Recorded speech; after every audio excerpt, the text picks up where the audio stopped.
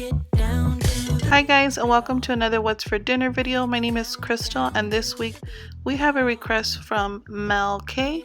If you have a request, let me know down in the comments. If you enjoyed this week What's for Dinner, please give this video a thumbs up, and for more videos like this, feel free to hit that subscribe button.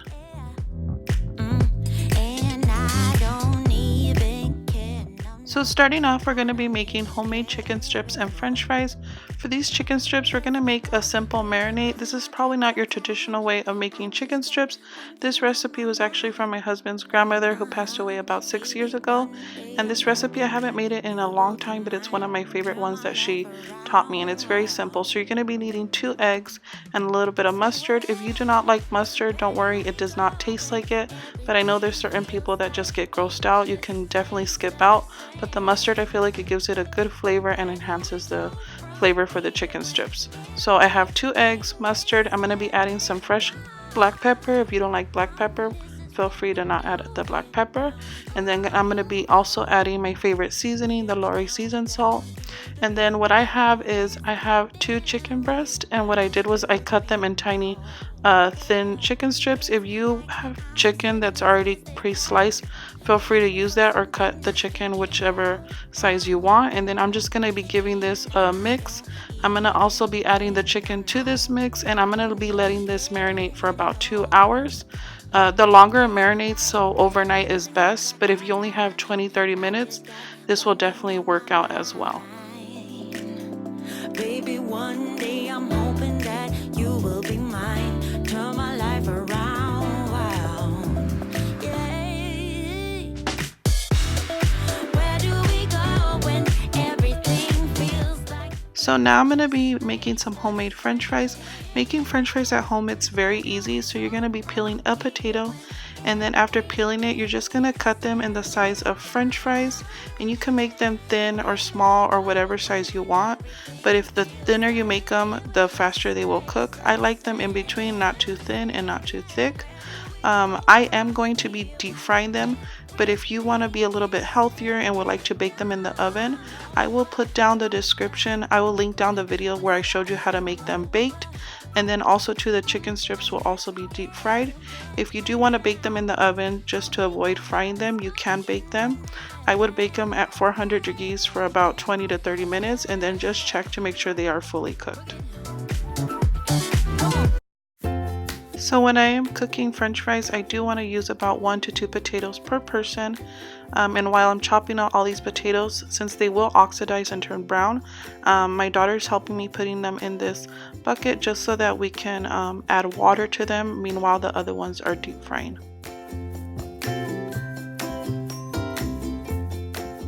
So I am using vegetable oil, and the trick to checking if your oil is ready is getting a wooden spoon, and when you see those little bubbles forming, it shows you that the oil is ready. You want it to be nice and hot to be making french fries. I have it on a medium heat, and I make sure to have the vegetable oil halfway of this pan. And then after about 10 minutes they are fully cooked. You cook them as long as you want to make them nice and crispy. This is the way we like them, nice and golden. And once they come out, I make sure to add the salt. You want to season them right away because this is the best time for them to get the flavor.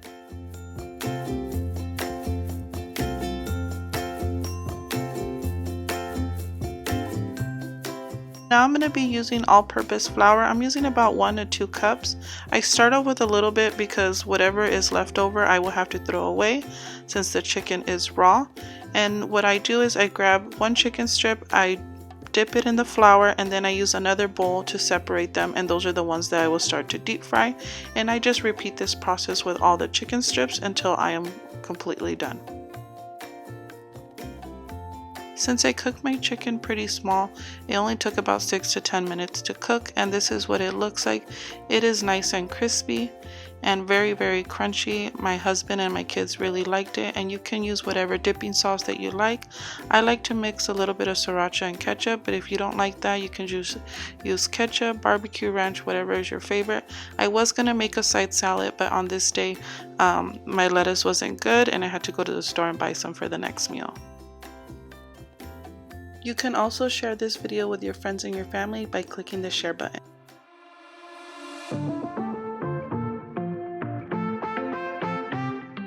So I'm going to be using some vegetable oil to cook up the beef. The beef that I'm using is shoulder cod, and I'm making carne asada.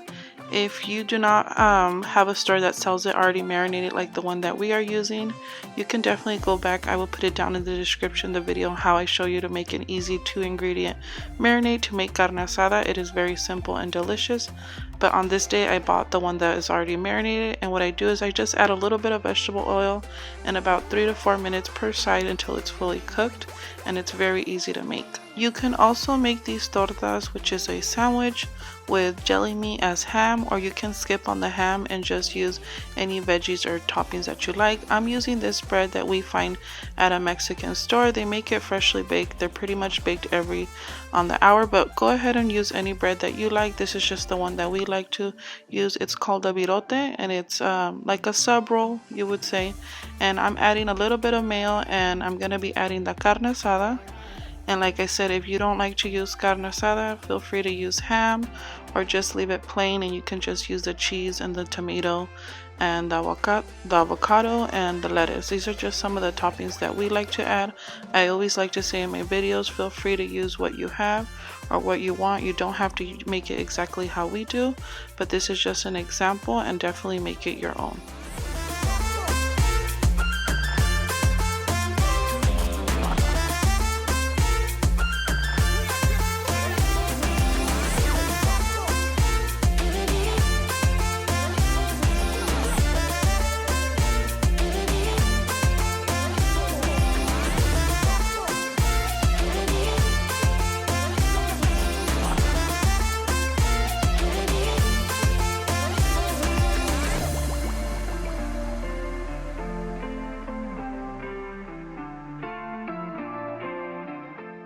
And then on the side we are using one of our favorite chips.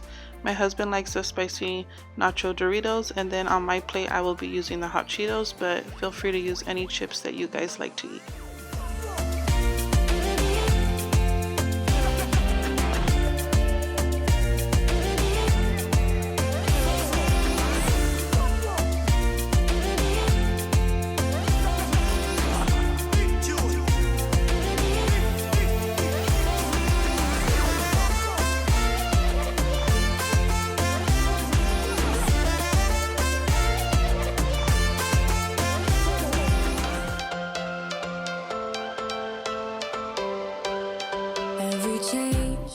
So I'm going to start by cooking my beans. I have a spiral bone ham that I had left over from Thanksgiving in my fridge, and what I did was I boiled the water. And if you guys are looking for a video how to cook pinto beans, I make them without soaking them.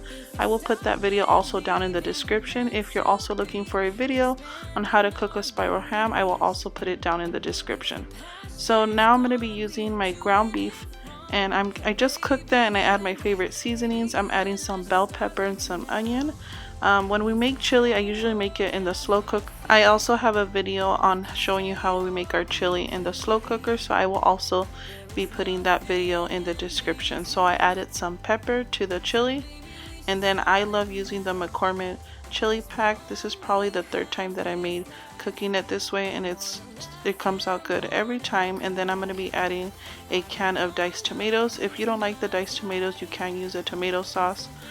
This time when I was making the chili, since I was using it in the pot, I want it to be more on the chunky side, since we were just going to eat it on its own. And then there I'm adding the cooked pinto beans, and what I liked about adding the beans and cooking it with the spiral bone is that whatever meat that was still on the ham kind of just fell into the pinto beans and gave it a really good flavor. So I let it cook on low for about 30 minutes, and this day it was rainy and it was nice and cozy, so we changed and we got into our pajamas and we'll watch some couple of movies. And then this is the first time that I'm using the Krusteaz honey cornbread. I got this at Costco, and I want to say that this was so good. This is the best cornbread that I've ever made and tried. My husband really liked it, and also my mother-in-law. I'm just following the package directions. I'm just doubling it, and you can use a hand mixer or a mixer. Just mix this up. This was really simple to make, and like I said, I just follow the directions.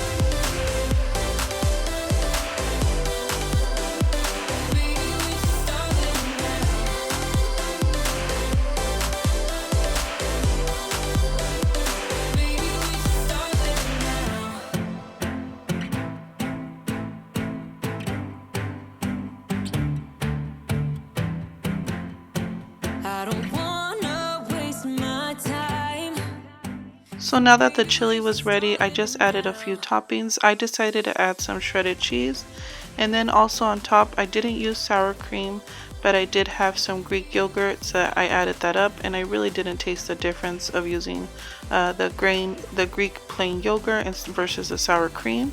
And then I cut the cornbread. Like I said, this was such a good cornbread. If you're looking for a new recipe, I definitely recommend you guys to pick this up. I'm pretty sure they sell it at just regular stores besides Costco, but this is where I found it at Costco. And then I decided to add a little bit of butter on top, but honestly it does not need it. The second time that I went in for another slice, because I definitely ate more than one, I did not add the butter because it did not need it. It was so good, and this meal was just perfect for that nice rainy comfy day.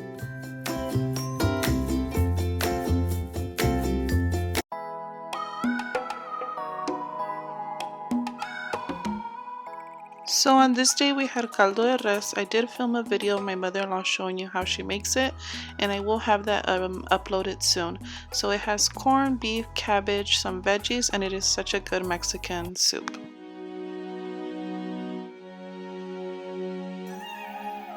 So I am going to be making KFC's famous bowl, and I'm going to start by making some mashed potatoes since this is what takes the longest.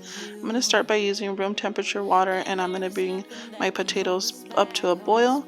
And what I'm doing is just adding the potatoes in, and then I'm going to add salt, put the lid on top, and let them cook between 30 to 45 minutes. And I just poke them with a fork to make sure they're fully cooked. I'm going to be using this chicken. I really like this chicken, and I found it at grocery outlet. And I'm just going to be following the directions and baking them in the oven. If you cannot find this chicken, you can also use chicken nuggets, or also use that same recipe that I showed you guys how to make the chicken strips, and just cut them into bite-sized pieces. And then I'm going to be using the corn. I use canned corn or frozen corn, whatever you feel comfortable, and even fresh if you want to. And then I'm just going to be adding some black pepper, and then I'm going to also be adding some butter when I'm cooking the corn. And then I'm going to be making some gravy, and I'm just following the directions. This is the gravy mix that I have on hand. If you have a gravy mix that you like to make, or your favorite recipe, or even the ones that are sold in a jar that are already made, feel free to use whatever gravy that you want. And now I'm just adding the chicken, and I'm baking them in the oven.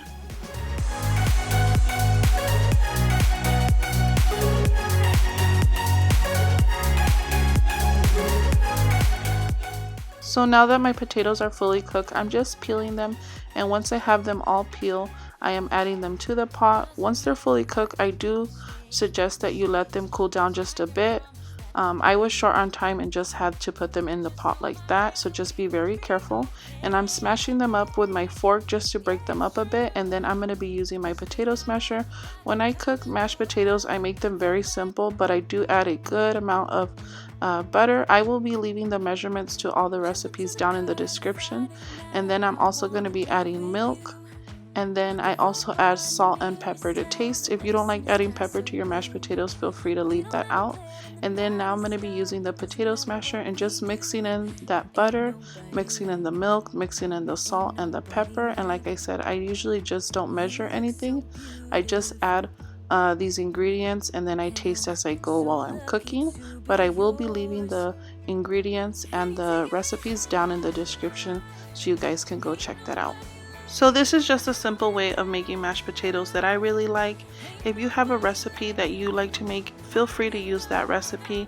Also too, you can use the pre-made mashed potatoes that have in the freezer section, or also too like the powder forms.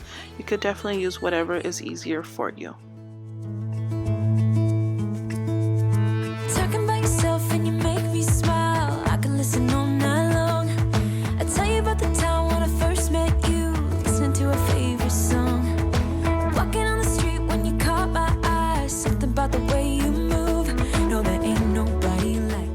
So now I'm going to be layering the mashed potatoes. If you're not familiar with what a KFC famous bowl is, it pretty much is mashed potatoes, and then I'm going to be adding the gravy, and then on top I'm going to be adding the corn, and then I'm also going to be adding the chicken, and then the shredded cheese on top.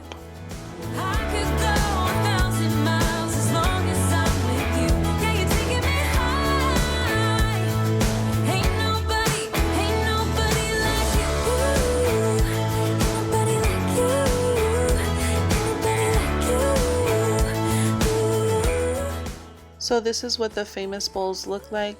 I like to add a little bit of hot sauce and also honey to give it that sweet and spicy taste to it. You do not have to do this, but this is what I like to do.